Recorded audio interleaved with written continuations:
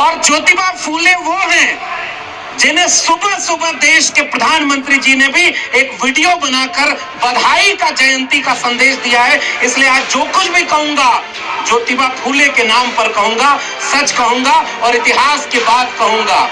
ऐसे वक्त में कहूंगा जब आज 11 अप्रैल को ज्योतिबा फूले पर बनने वाली फिल्म रिलीज होनी थी, उस फिल्म को सेंसर बोर्ड ने रोक लगाई और अब 25 अप्रैल को रिलीज होगी। पता है क्यों? क्योंकि इस फिल्म में ट्रेलर में दिखाया गया कि जब सावित्रीबाई फूले स्कूल में बच्चों को पढ़ाने जा रही थी तो उनके ऊपर पत्थर फेंकने वाले, मैला फेंकने वाले, कचरा फेंकने वाले कौन लोग थे? अचानक से उन लोगों की भावना आहत हो गई, उन्होंने उस पर आंदोलन कर दिया। ये वाला सच मत दिखाओ, हमारी भावना खराब है, आहत हो जाएगी।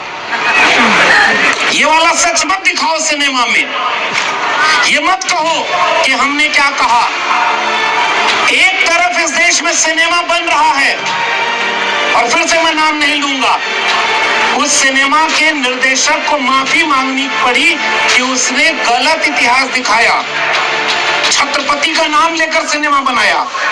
और उसकी मंशा क्या थी ये बाद में पूरे देश को समझ में आया। सिनेमा की मंशा अगर हिंसा फैलाना हो जाए, ज्योतिबा फूले पर जो सिनेमा बन रहा था उसका मकसद ये नहीं था कि हिंसा फैलाओ। ज्योतिबा फूले ने अपनी किताब में कहीं नहीं लिखा कि जिन्होंने सावित्रीबाई फूले के ऊपर पत्थर मारा, कल तुम ताकतवर हो जाना तो उनके ऊपर पत्थर मारना, गोबर फेंकना, मैला फेंकना। ज्योतिबा फूले, सावित्रीबाई फूले जब रोई कि हमारे ऊपर पत्थर फेंका जा रहा है स्कूल में बच्चों को शिक्षा देने, तब मैं कैसे पढ़ाऊं? ज्योतिबा फूले ने कहा हजारों साल से यह अन्याय हमने सहा है, आगे भी सहेंगे, लेकिन हमारा रास्ता गलत नहीं है, हम हिंसा नहीं करेंगे, उन्हीं के बच्चों को पढ़ाएंगे जो आपके ऊपर पत्थर और गोबर फेंका करते।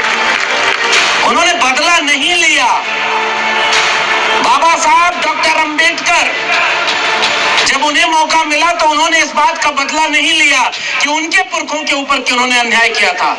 और आज इस मुल्क में यह सबक सिखाया जा रहा है नई पीढ़ी के बच्चों को कि 300 साल पुरानी कब्र खोद करके बदला लेना है, 500 साल पुराने इतिहास का बदला लेना है।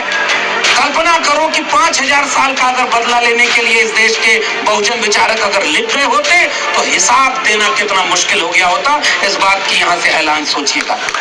हम बदला लेने की बात ही नहीं करते, हम तो ये गुजारिश करते हैं कि माना कि तुम में इंसानियत नहीं थी, जिस दिन बाबा साहब का संविधान लागू हुआ उस दिन से तुम भी इंसान बन जाओ और बराबर का देश बनाएंगे। तुम अपने हिस्से का रहना, हम अपने हिस्से की रोटी खाएंगे। इसकी कोशिश का नाम फूले अम्बेडकर साहू के विचार का है। इस वक्त में, इसने बुरे वक्त में